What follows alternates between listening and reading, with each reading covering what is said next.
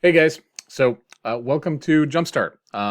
If you've noticed, I've changed the name of my channel. A couple reasons for that. We are still doing POD. We are still doing merch by Amazon once it opens up again.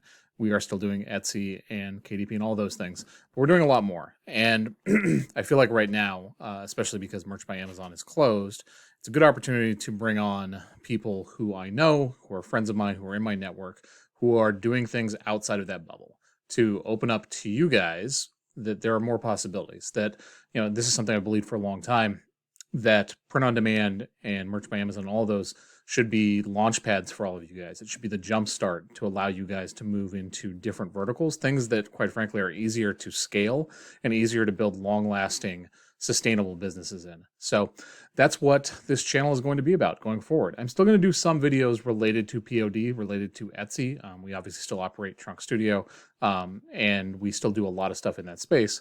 But most of the stuff that we're going to be putting on in this channel is going to be related to jumpstarting how people jump-started their business, how people jump-started their careers in e-commerce. So my guest today, Kate Ames, is a good friend of mine. She's brilliant. She is one of the most original thinkers that I've found in the Amazon space. Consistently thinks about things in a very different manner. And she is one of those people who shows that it doesn't have to be crazy. She's a mom of 3 kids. Her business is very successful. She has a couple of employees that work for her, but she doesn't find that she needs to kill herself day in and day out in her business to have a very successful business.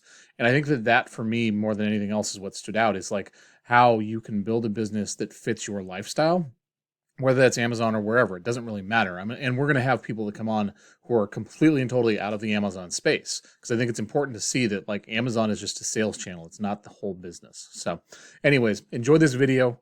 Kate crushes it, and I think that you guys will really, really love it. Do me a favor, if you haven't yet, click on the subscribe button down below. Click on that bell. You want to make sure that you're getting these new videos because they're going to be really, really good. I have another video in the hopper right now. Should be going out later on this week, and we're going to keep putting them out. Hey guys, so long time no see. It's been a long time since I've done a video, but I wanted to bring my friend Kate Ames on because I think that she is someone who you guys should pay attention to, especially right now in the situation that we have going on right now. I think there's no better opportunity to learn, increase your skills, and I think that Kate is both a very, very skilled entrepreneur. She's somebody that's very smart. She's also a really good teacher, although Kate, I think, would beg to differ on that a little bit. Yeah. But she's a very talented teacher. And I also think she is someone who, for a lot of you guys, your situation is very similar. Unlike myself and my wife, we have a dog as our only child, right? So like my life is very different from a large part of my audience. Whereas a lot of you guys have families, you guys have, kids that you're raising, you guys are home right now with your children in a lot of cases, and it's a struggle. So I thought Kate would be a good person to talk to, because not only is she a very talented entrepreneur, I think her background also makes her someone who you should pay attention to in terms of balancing out a little bit of what's going on right now. I think she does a good job of it. So, Kate, say hi. Hey, how's it All going, right, everyone? Thanks let's for get having me. Matt. let's get a little bit of background on you. What do you do? All right. What do I do now? Yes. All right. So right now I sell physical products online. Have a couple of different brands that I sell mostly on Amazon. Have 2 Etsy shops right now running. And that's pretty much it outside of running my YouTube channel and dealing with my 3 kids, 1 dog, 1 lizard. So Mm-hmm. that's what we got And going on. and javelinas. Yeah, well, we Well, don't want that's them. Justin's job. That's not my problem. Okay. So, how did you get your start? Like, you went to school. I know this. So let's get a little bit deeper into your background. So you went to college, right? Briefly. Okay. So I dropped out of college. All right. So I was actually going to college originally to be a lawyer. I didn't go for very long. And the reason why was because I very quickly got frustrated with college because it cost a ton of money, which I was starting, paying for that. And B, I just felt like I wasn't really learning anything that was helpful. I felt like it was high school 2.0, and just wasn't for me. So I pretty quickly was ready to just go get to work. So I ended up mostly doing medical billing before I took off on my own. And originally I was getting into medical billing because I knew that it could lead to a work from home job. But what I also realized very quickly about medical billing was it was still a job, and it was still like a sit down and clock in. You have to sit at the computer and work job. And I knew that the reality is that when I had my daughter, I knew that that was not going to work. When you have a baby, you can't really function that way. So after I had my first child, my daughter, I ended up really starting to look at how I could make money from home on the internet. So I had dabbled before in selling stuff on eBay, but not a lot. So I knew a little bit about these things, and I had looked at opening an Etsy shop and yada, yada. I actually didn't know that I could sell on Amazon at that point until I found some podcast or some YouTube video. I honestly don't even remember now exactly who it was that originally got me started on that. But once I figured it out, I quit my job and I pretty much ran with it. Now, did you start like the typical Amazon seller? Did you start RA, OA, that kind of stuff? Okay. Yes. So when I first found out about Amazon, I actually originally found out about private label, and it was very much, I know what it was. It was the Amazing Seller podcast. Yeah. And he very much goes through what your standard private label is, which is go to Alibaba, get a silicone spatula, put it in a fancy box, and that's it. You're a millionaire. And at that point, I had literally no money. So I couldn't even do that. And I kept seeing people like, oh, well, if you really scrape by, you can get your first product for $500. And I'm like, I'm going to save up money. So that's when reselling and RA kind of came into play. So I started doing that, and I was good at it, so I kind of just ran with it, and honestly went a couple of years without even really worrying about private label until I started to get really burnt out. Yeah, absolutely. Yeah. The thing with RA is it's not scalable. It's entirely based on your ability to go out and find product day in and day out.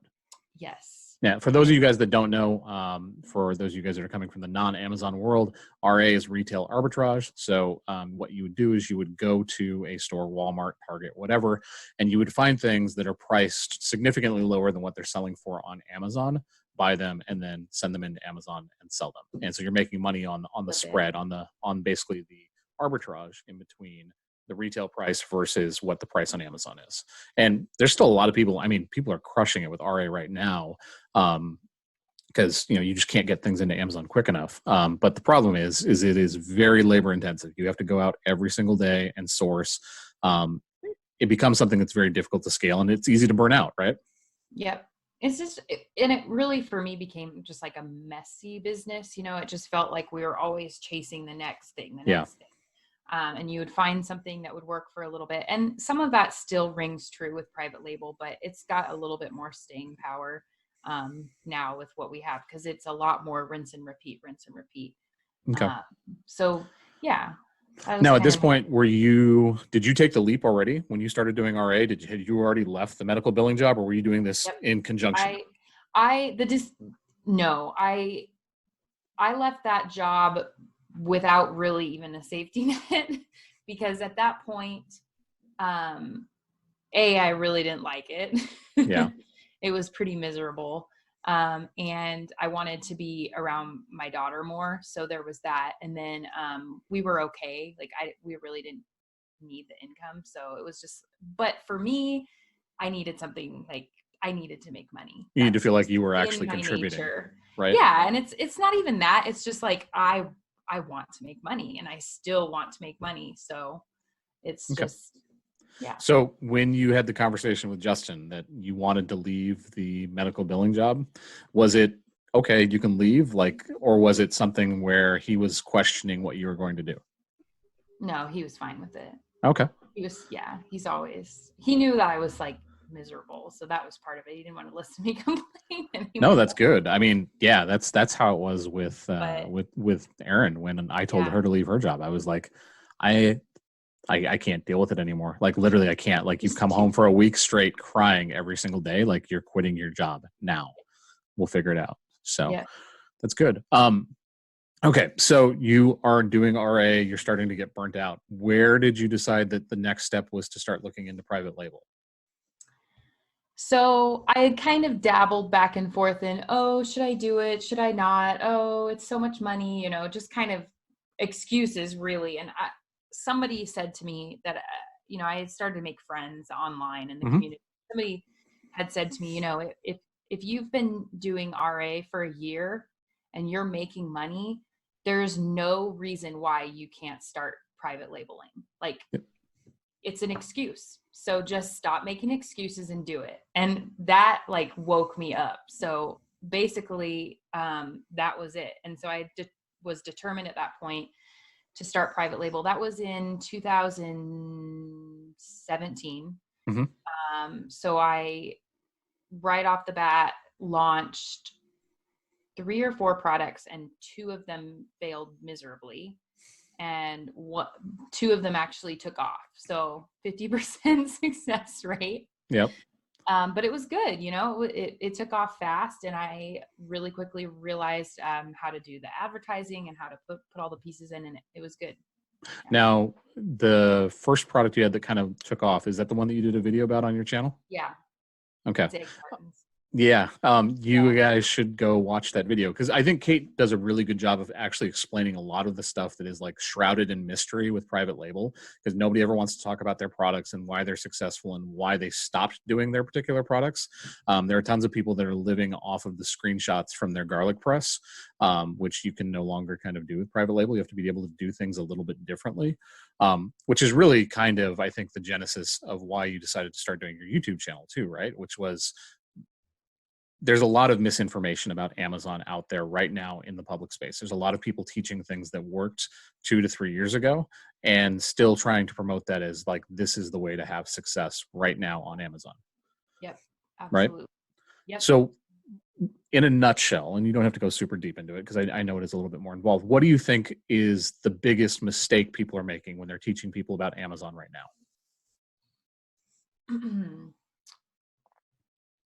Wow. Okay. There's a lot of them. So probably the biggest mistake that is that it's easy, because it's really not. And that there's just one way to do it, because Mm-hmm. when everybody does it the same way, it's never going to work. Like you have to put in the work to figure it out. And you know, I think that a lot of times people get sold on this idea that you're going to find one product, and that one product is going to be the thing that saves you and makes you so much money. And honestly, I have not talked to a lot of people that have had that experience that are doing well. A lot of them have had to launch multiple products, and they have had to be very smart and pivot and figure out, a lot of them have, my personal business, we actually survive off of a larger amount of products that Mm-hmm. maybe I might not sell 200 a day of each SKU, but it all adds up to a nice income. So Right. On your particular business, how did you end up there? Like, so you started off from private label, and did you kind of have a plan for how you were going to get there? Or was it just kind of you stumbled into what you're doing now, and then that's where you've kind of are? Or are you all over the place? Like, because there is a multitude of different options, right? Like there are some people I know who like literally it's like, I found this SKU, it works really well, but it has nothing to do with the rest of my business. And that's how their business is built. yes. So a little bit of both for me. I do have a brand that I've definitely kind of on accident discovered the niche and developed it, and we've just been good at it. So that's one thing. Didn't really intend to do it that way, but it just has worked out.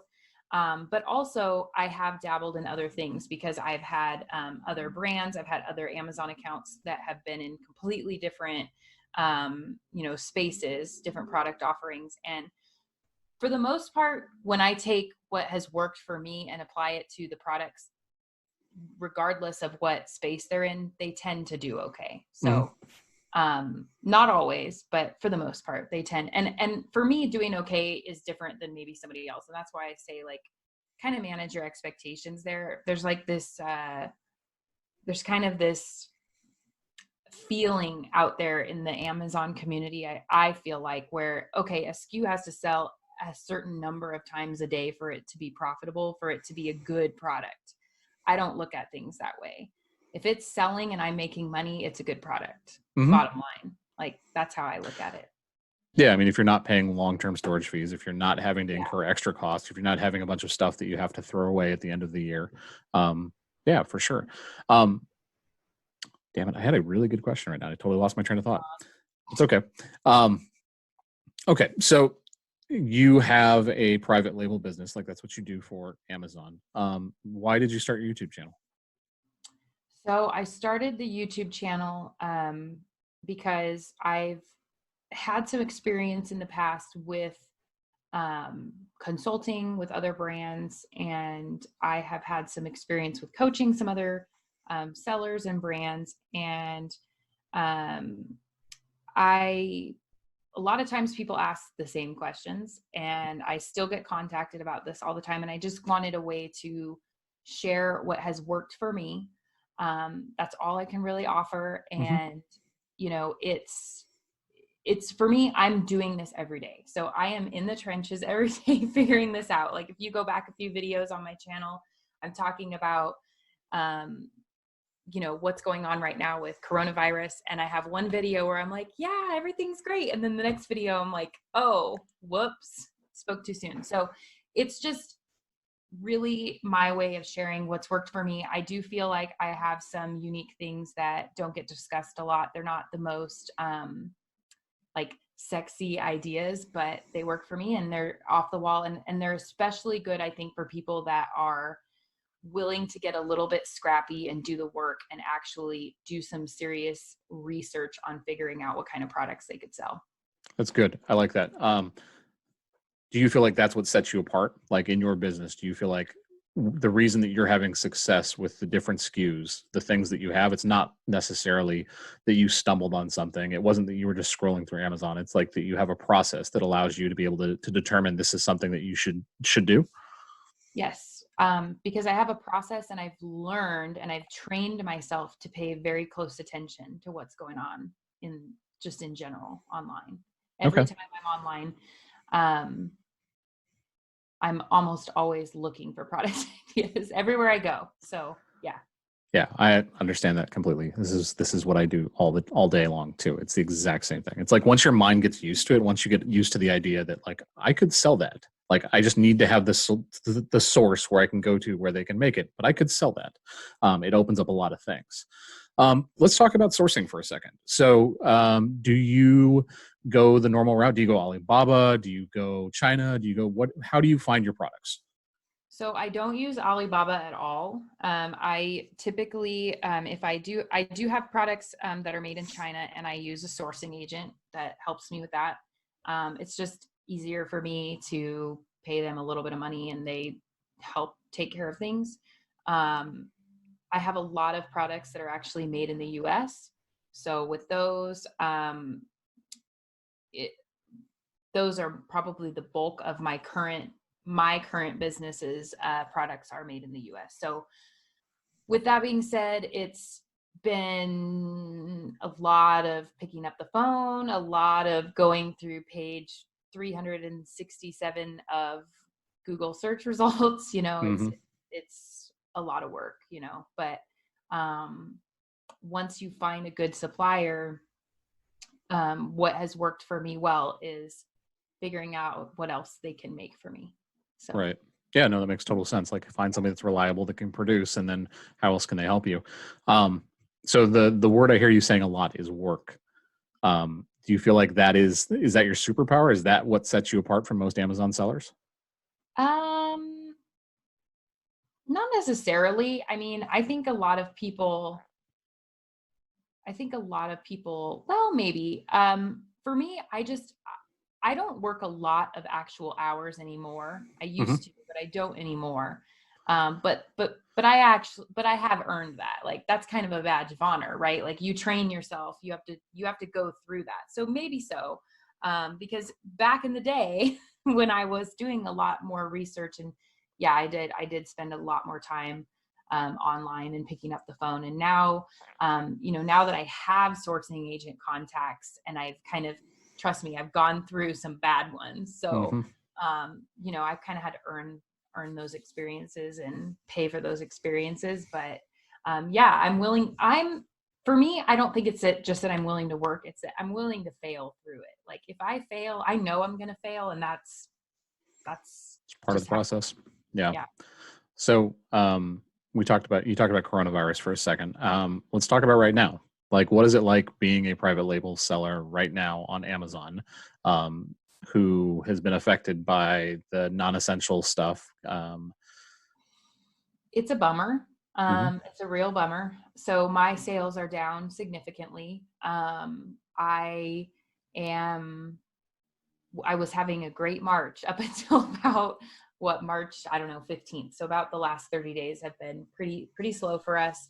Um, yeah, I mean, Amazon has slowly taken some measures to kind of soften the blow for us with eliminating storage fees and things like that. But in the meantime, um, it's painful to watch it happen. I'm doing my best right now to, a lot of people are moving to merchant fulfill. For me, my sales, we are merchant fulfilling, but our sales have been the main thing is not that. It's the fact that we're just not selling. Mhm. Um, so we're kind of having to figure out, okay, what are we going to do now? So we're spending a lot more time right now on things that we wouldn't have otherwise had time for. We're kind of pivoting our timeline a little bit. So we were in the process of launching a whole bunch of new products, and we can't even send them in right now. So we're just waiting on those until we can.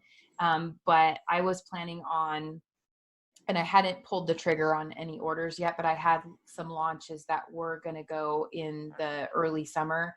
And realistically, those are probably going to be postponed a few months. And we're just looking at how can we really capitalize during Q4 of this year and Q1 of next year. So our timeline is just kind of moving a Yeah. little bit.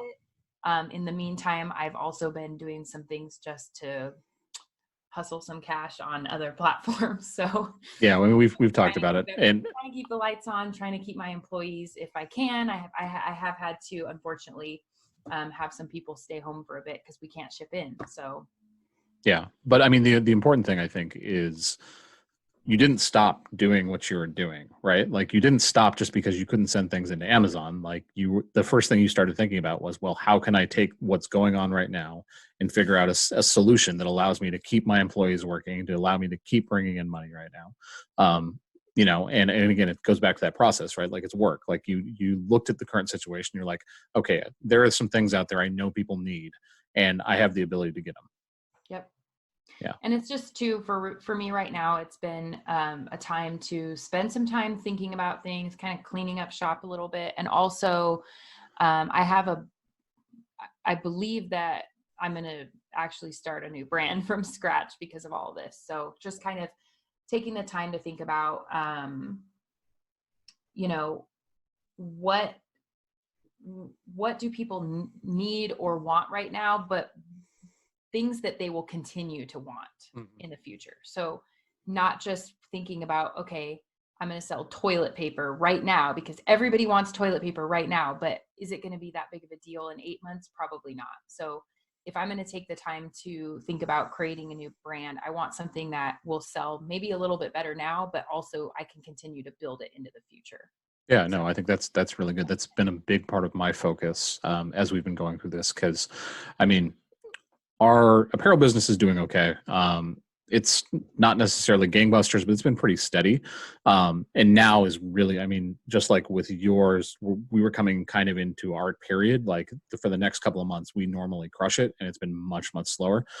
So my thought process has been very much about like, okay, this is opportunity for us in the sense that I think this stuff will come back once we have the ability to get together with people, once we have the ability to, kind of see each other. And so how do we take advantage of that? How do we do things that are going to both be something we can sell right now, but it's going to be something that's not for the moment only. It's going to be something that I can build off of this, whether that is getting more leads, doing more stuff to build a brand, doing more stuff to get people to pay attention to the things we're doing. So that's kind of where my head has been going through all of this. Yeah. Luckily, I say luckily tongue in cheek, but I don't have any kids. So I have a lot more free time on my hand to be able to play around with these things and do research and do all of these other things. You have 3 kids, including a 1-year-old who just turned 1. Yeah. So there's challenges involved in being a mom and being an entrepreneur. Mm-hmm. I think that those challenges are probably like exponentially larger when you're a mom, entrepreneur, and all of your kids are at home, homeschooling and all of that. How are you balancing everything out right now? So my husband's home as well, so that helps. We kind of take turns, basically, like he's got them right now. Um, you kind of just have to deal with it right now. Things do get a little loud, but realistically, it's not that far off from my normal day to day. My daughter was in school, but she's only in first grade. So I had toddlers before that, a toddler and a baby that they didn't really go to school. So my son was going to preschool a couple mornings a week, but I'm used to working with them around. I'm used to people banging on the door when I'm in here, like literally banging. So some of it is learning to tune it out. Also, in our family, my children are just kind of used to we kind of teach our kids more of a family type economy concept where my husband is also self-employed. So they understand that sometimes we have to work and that's how we support our family. And they know that. And they know that, work doesn't always for us mean going to a job. It might mean mom's answering emails on her cell phone, but they're aware of that. So they're pretty respectful most of the time. The little ones obviously have no idea, but it's, just carving out time. One of my biggest tricks that I would recommend to anybody that's struggling right now is make a list of the things that you need to do and divide them up into categories. And the categories are, this is something I can do and I'm like semi-attentive, and these are things that I need to focus on 100%. And these are things that I can do where I don't really need that much focus. So, and this is for work and personal, all of it. Okay. So, making sandwiches and folding laundry, I can do that when my kids are running around. It's fine. Okay. But recording this, or if I need to sit down and meet with my team, or if I need to be doing something, work related and I need to focus, I make sure that you schedule yourself time to do that makes sense. So for you, if it's like right after you put your kids to bed, put that down, put it on your calendar.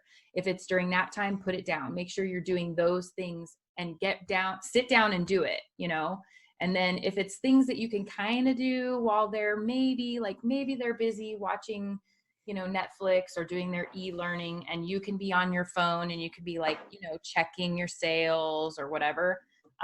Those are things that you can do during kind of what I call like flex time, where you're kind of doing 2 things at once. But the most important thing is using your time wisely when it comes to the focus time that you do have, however much it is. Even if it's just an hour, you can get a lot done in an hour if you plan it out correctly. Yeah, no, absolutely. I mean, that's something that I definitely notice makes a massive difference in my business, because I obviously run my own business during the daytime, and my time it's finite. Certain days run long. I'm tired or whatever. So if I don't have a very focused plan in terms of what I need to get done to make sure things get done, it becomes a mess very quickly. And I think that for anybody who is dealing now with these stresses, right? Because like you're used to this to a certain extent, and Justin's home with you, so he can help sometimes. But there's a lot of people now that are home and having to deal with a whole different set of stress, a whole different set of situations. And so I think it's good to think about things in that way, right? You have to be a little bit flexible. Like, you have kids, they're not machines, they're not robots. But you can still kind of schedule your time and make sure that you're focusing on the most important things and making sure those things get done for your business. Yep, exactly. So going back to your YouTube channel, if somebody subscribes to your YouTube channel, what can they expect? So I don't know why I say we. It's the royal we. It's just me for now. Justin appeared on one of my videos. You can watch that, but just gonna be sharing. I have a lot of product research. I'm definitely open to feedback as far as if there's anything people are interested in me going deeper into. I talk a lot about just my research methods and how I learned to pay attention to different things out there on the internet. I will be walking through some of the other things that are more within Amazon Seller Central advertising. I just filmed a video right now about using brand analytics and Facebook audience insights together to kind of understand your customer avatar better. So things like that, branding, and occasionally I talk about things that are a little bit outside of Amazon, more like mom slash personal topics, but mostly just e-commerce. Okay. If somebody was starting out right now, okay, and they're looking to start their business, their side hustle, whatever, do you have strong feelings about where they should start? Like what where It's a they big should question. I get it. as what platform? Amazon. Like, if you were going to start on Amazon, where would you start? Okay. So if I were going to start on Amazon, I would probably say that I would still start with retail arbitrage, believe it or not. I wouldn't obsess about it. Well, gosh, so much has changed. That's the hard thing, is that a lot has changed since I started. But I believe that was an education in and of itself. I mean, that was just going out and scanning stuff all day. You learn a lot about what sells and what doesn't on Amazon just from doing that. So especially, I guess here's what I would say.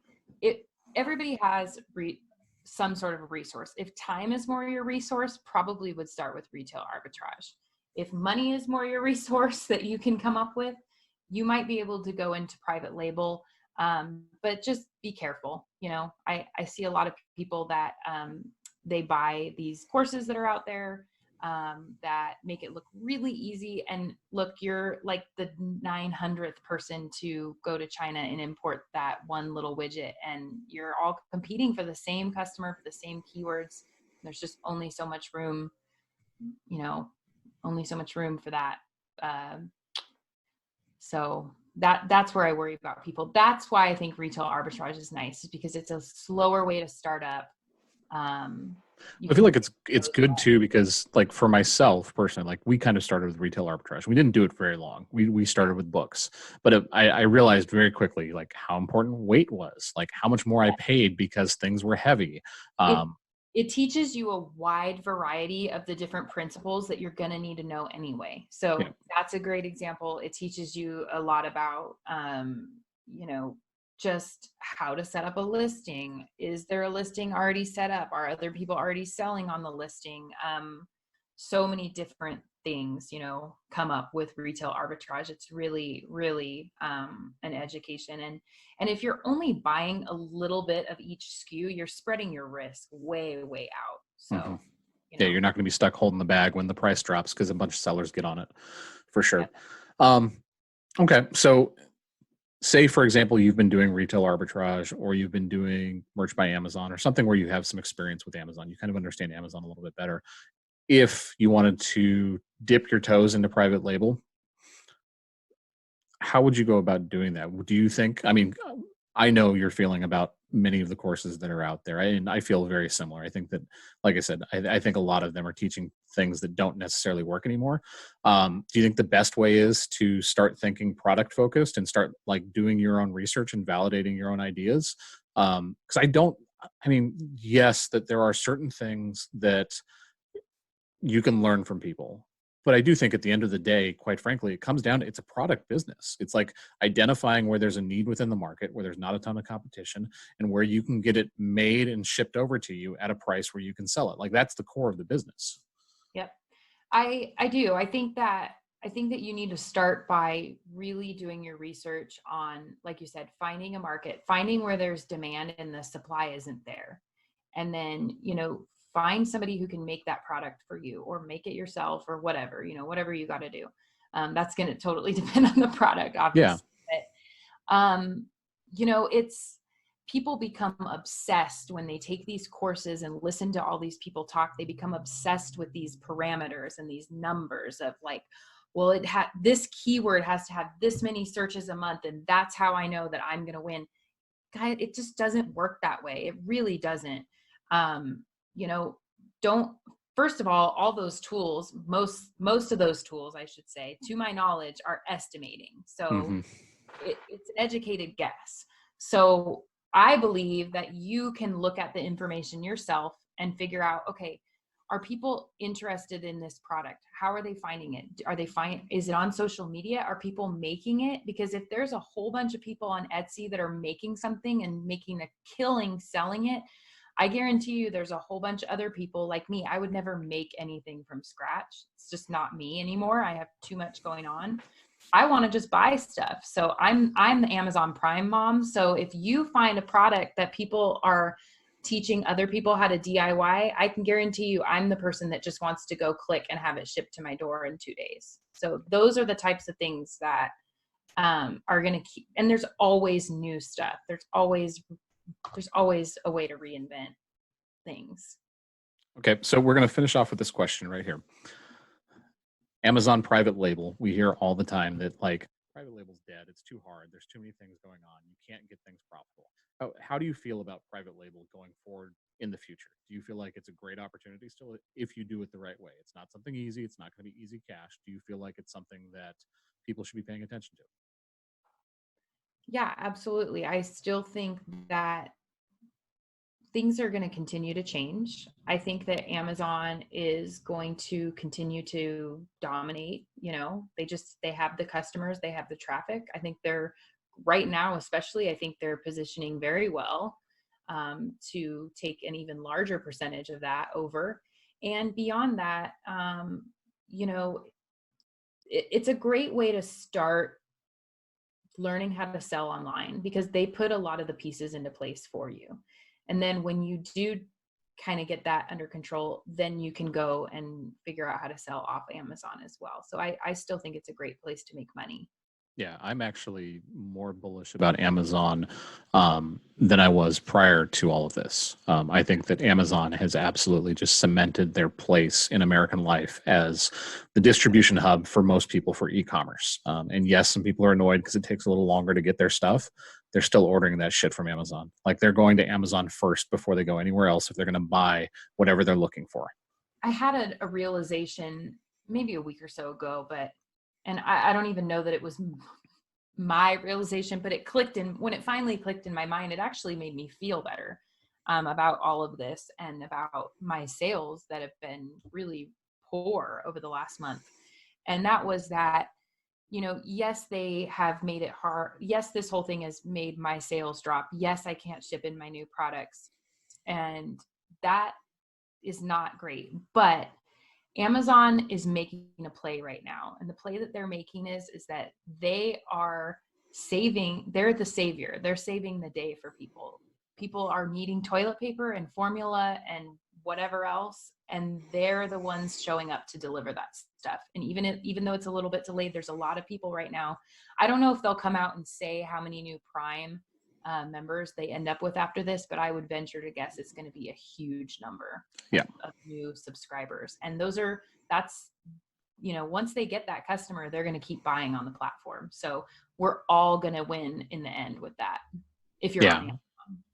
Yeah, I think e-commerce in general is going to be something that wins out of this space because people are going to be used to the idea that I can order whatever. I was going to go to Target or Walmart or whatever, I can order it online. I don't have to leave. So that's going to grow.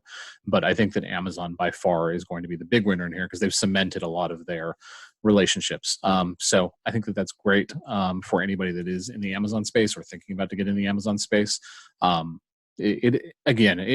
There is no magic bullet. There is no one thing that is better than the other, right? Like they all have trade-offs. They all have things that are positive, things that are worse. Shopify, like, yes, you can run your own traffic to it. You can control it. You can create your brand. You can have your messaging however you want. But guess what? You have to work for all of those things. You have to figure out the distribution. You have to figure out the advertising. You have to figure out your traffic. You have to make sure that your supply chain is good. Like there's a lot of different things going on with that. Amazon, we don't have the ability to get our customers and run traffic and get that email list and all that other things. But Amazon solves so many other problems for us. So it's always a trade-off. But what I'm trying to do now, since I'm trying to relaunch my channel, is I'm trying to bring in as many different people as possible from different walks of life who are selling things online to give you a picture of what they're doing, how they feel right now, and what is possible, and what they think in terms of the future is for e-commerce and how it's going to impact you guys. So I just want to say thank you to Kate for coming on with us today. What is your YouTube channel? So it's youtube.com/Kate Ames, Ames. And I'll have that down below in the description, guys. Do me a favor, go subscribe to her channel. Especially if you are a woman and trying to get into e-commerce. I think that Kate is a great voice in this space. She is somebody who thinks very differently than what most of you guys are going to hear from The Amazing Seller or whoever you can name that's a big voice in the space right now that are doing content. And the most important thing is Kate is actually in the trenches. Like she is not somebody who's making their money coaching. She's not trying to sell a coaching program or anything else. Like she's literally just sharing the stuff that she's doing right now and trying to help people out. So I think that that is a very important thing to pay attention to. Like you want to listen to people that are actually doing the thing. Yep. That's So I can tell you for better or worse. Any last message? Yeah, I just thank you for one. And, I like to, tell everybody, I really do think that I don't think that there's anything really that special about the way I do things. I think that a lot of it is just,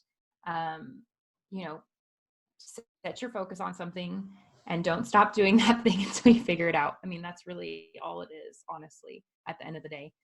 That's it, Persistence is a superpower, guys. And it doesn't take a tremendous, it does take a lot of time and dedication, but it's worth it in the end. I mean, when you start to see, when you push it over the hill and the ball starts to roll downhill, it's a good feeling. So you'll get there. For sure. Well, thank you, Kate. Appreciate it. We will, I'll be back sometime later this week with another video with another friend of mine, JB. In the meantime, if you guys haven't yet, do me a favor, click the bell down below so you make sure you get notifications when I have the new video coming on. If you haven't subscribed to my channel, hit the subscribe button as well. The goal is to be starting to put out videos every single week. And this is what we're going to be talking about. We're going to be talking about e-commerce, how people get started, and what they're doing right now. So thank you, guys.